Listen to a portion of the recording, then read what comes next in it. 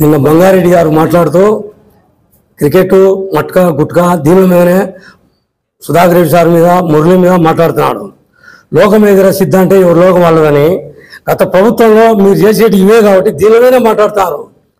ఈరోజు ఇర్ఫాన్ గారు మాట్లాడినారు, అయ్యా క్లబ్లో అంతా కలిసి 2000 మంది లేరు, 2,50,000 మంది పొద్దున సమస్యలు ఉన్నాయి, దాని గురించి ప్రశ్నించండి. ఇదేంది ఇది ప్రజలు అసహించుకుంటున్నారని.